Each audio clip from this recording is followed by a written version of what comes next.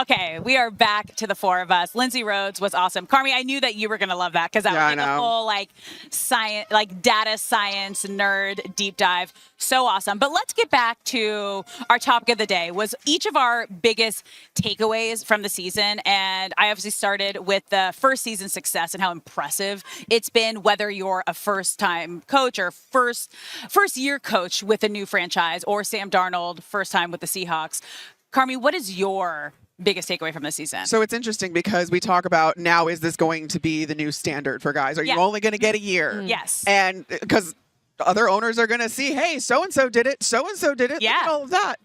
But the expectations that ownership now has had a real tangible effect on the coaching cycle we saw this year, on decisions that were made, perhaps without a whole lot of planning. The reaction. Hold on. Let's see. I think I know where this is going. We saw a lot of reactionary decisions when you're talking about the Bills, whose owner, Terry Pegula, comes out and says, yeah, I basically made the decision when I saw Josh Allen crying in the locker room after the Broncos lost. So emotional. Such an emotional decision. I was like, man, for everybody that says women are emotional when they make decisions, men are saying, hold my beer. Yeah. Owners.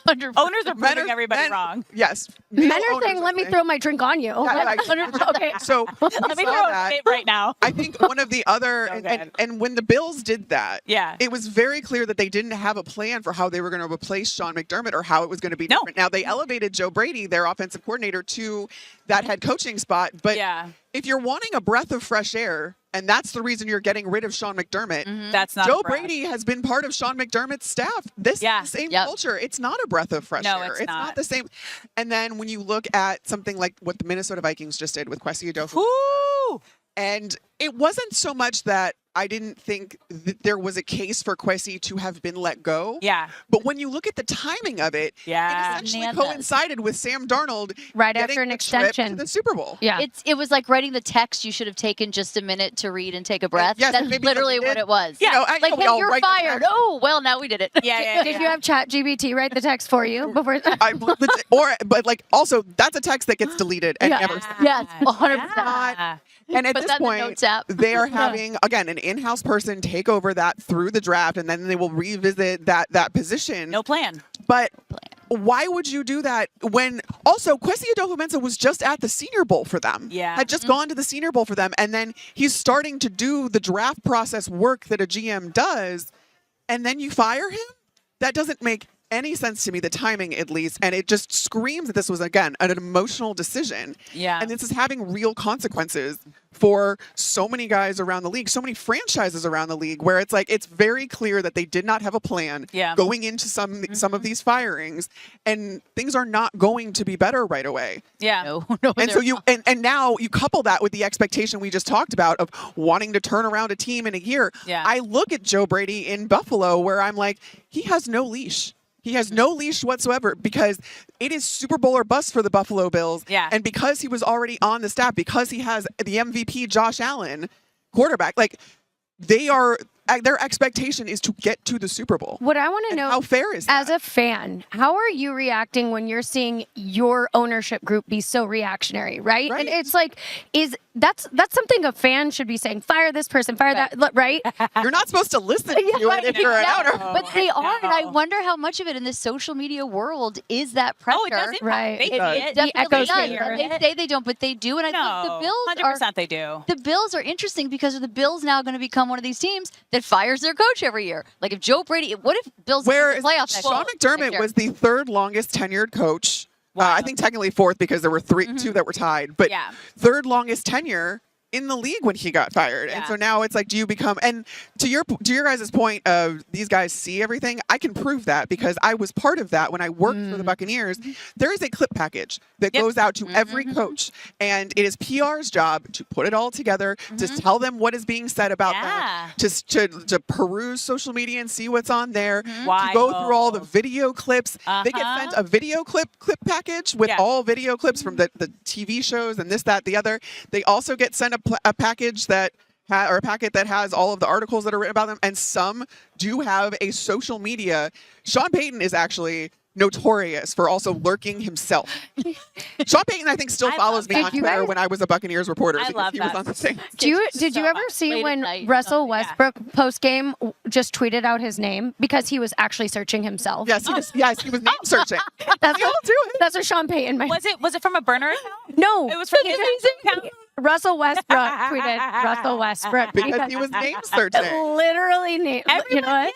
Yeah. Don't Russell Westbrook, guys. Everybody is human. Amazing. Like everyone's human, and we all crave that validation, whether it's good or bad. Especially like when you're a public figure running a team, you want to kind of test the temperature of everything. Didn't see it. But I mean, the Bills and Brady are going to have like the most pressure on them this season because it's Super Bowl or bust. He doesn't have the wiggle room or any grace to like, oh, let me see if he's like changing anything, if it's going to work. No, this is where the Mike Vrabel, the Ben Johnson, and the Liam Cohen example of like, you better come in and have success immediately as the head coach with this franchise. Yeah. Or you're out. And it's not fair to put that on Joe Brady at this point because of, again, the dysfunction that's happening in the organization where you look at the environment that these guys go in. That is so important. We talked to Lindsay Rhodes about the environment that quarterbacks go into and how that's really important, or even running backs or whatever.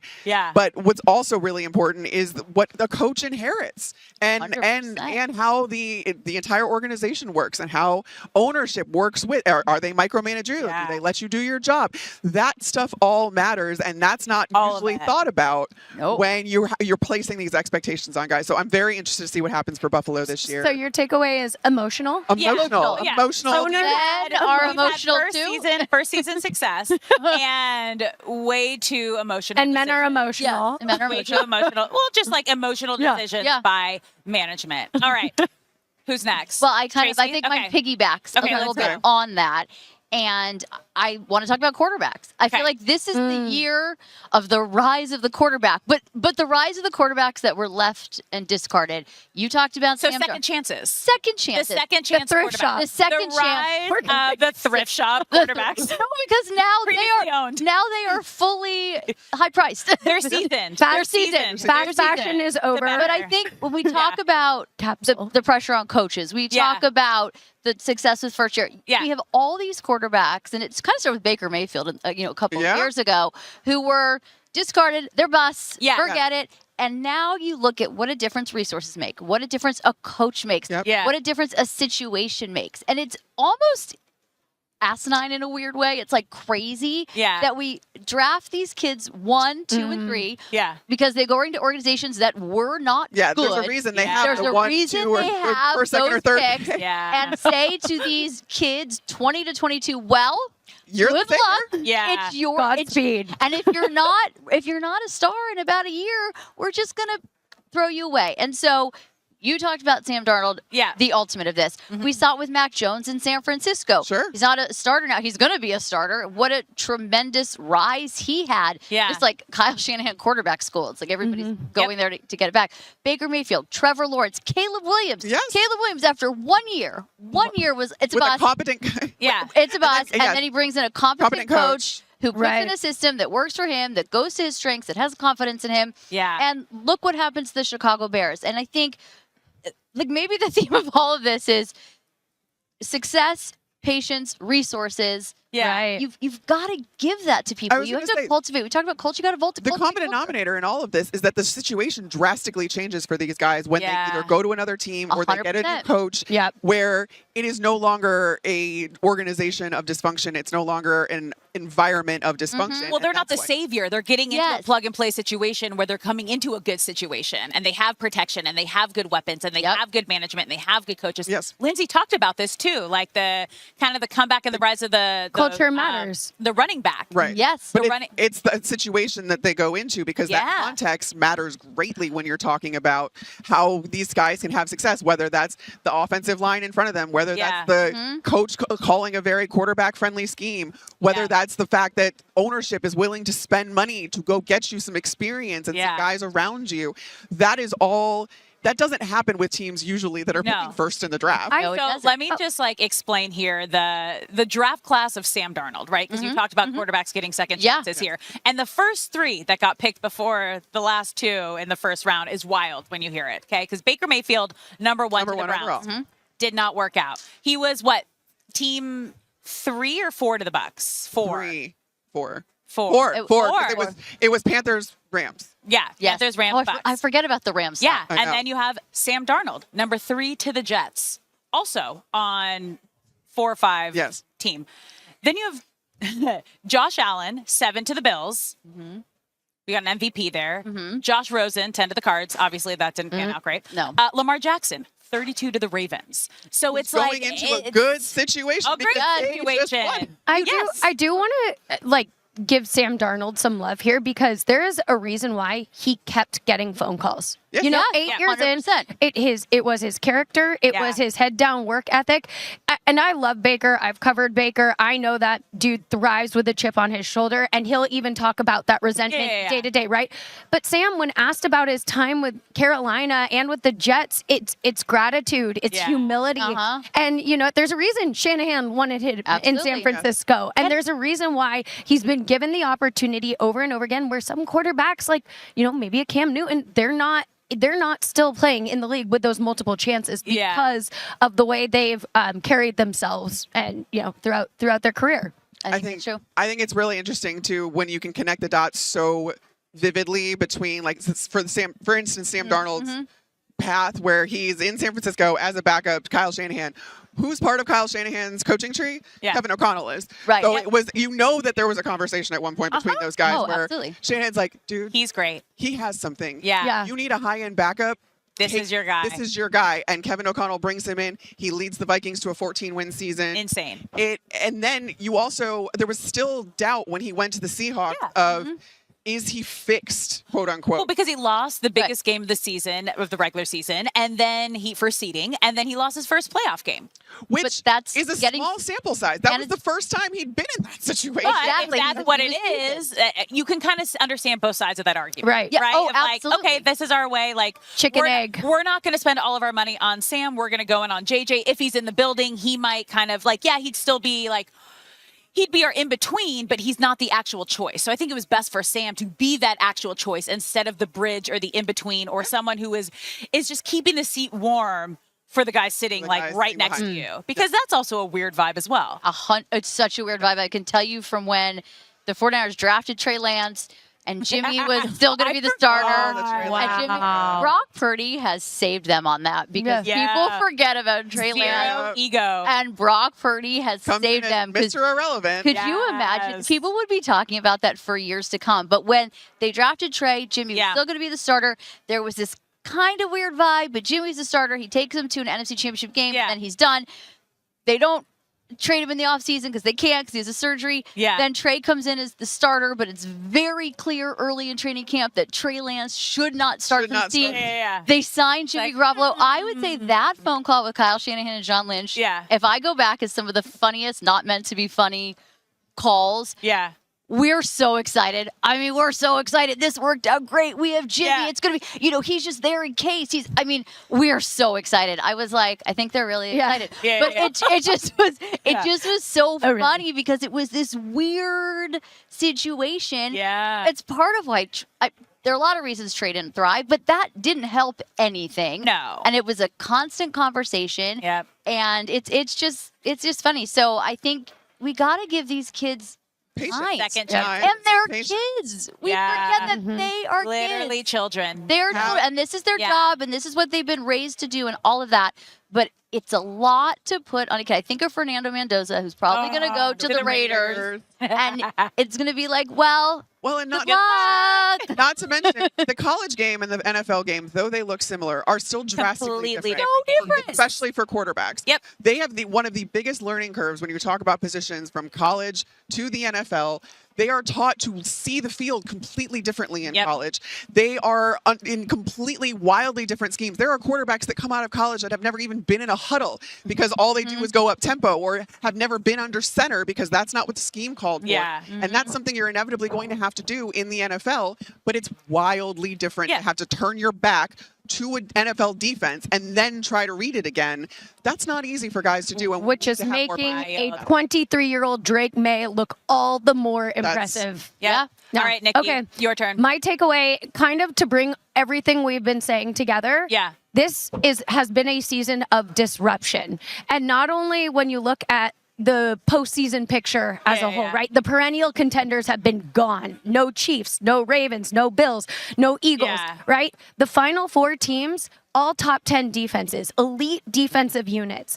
And then you look at the Super Bowl matchup. Like you said, 2 defensive-minded coaches on the biggest stage for the first time, I think, in 9 years. And we talked about the NFL being a copycat league. And I think you looked at how the Seahawks looked at McDonald and said, we need you to be a disruptor in the NFC West against the Shanahans and McVays. Yeah. I think this cycle, this might just be the tipping point of, are we going to see elite defense now be the factor that means winning at the highest level? And it already has been, right? Defense wins championships. And you know what? Then you back it up with Seattle's offense, which has been delivering. But I just think that this as a whole has been a season of disruption, and we're not only going to see, that trend of parity in who can compete, but defense prevailing time and time again. I mean, it's wild. I think this has probably been talked about all season, beginning of the season. If you asked who you thought was going to win each division, I don't think it would have been the Patriots, the Steelers, the Jags, the Broncos. I mean, Eagles, yes, that was okay. Bears, Panthers, Seahawks. I want to see who bet that in the beginning of the season. I think we would have heard about it by now. I think so too. I think we would have heard about it by now. You would be a millionaire if that was something you bet at the division. If you did a parlay with all the division winners and you picked all those guys, we would know about it already. It would have no way anybody did. Well, I think about this point to the defense. Defense, as you said, Carmen, it wins championships. That was the adage forever. Yes. You know what I kind of think changed that was Patrick Mahomes. Because Patrick Mahomes is a generational talent who it didn't matter as much. And I don't think the Chiefs defense ever got as much credit as it deserved during that run. Yeah. But I think Patrick Mahomes kind of changed that for people because it was like, well, they don't have a great defense, but they have Patrick. Well, you get Patrick Mahomes is Patrick Mahomes. Yeah. So I think that is kind of what changed that. And now we're going back. The interesting thing is that's still an anomaly because actually, so our set right now is right next door to the FanDuel set, which is where Kay Adams is doing. I don't know what's going on over there. I know.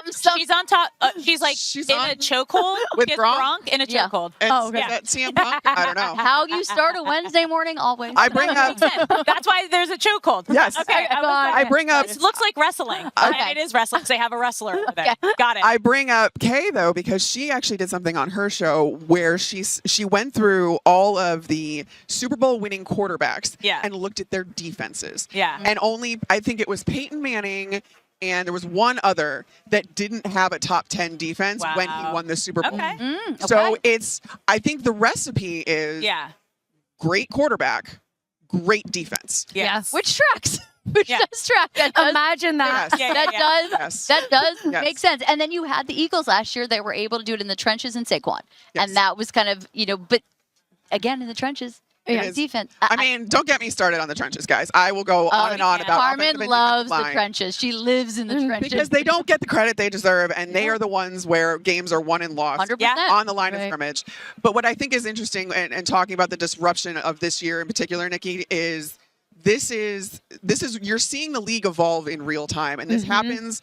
You go from a passing league. We went from a smash mouth run the football, huge tough defenses to now it's a passing league. There's a little bit more finesse. Well, what happens? Defenses evolve to then be lighter and faster and more complex.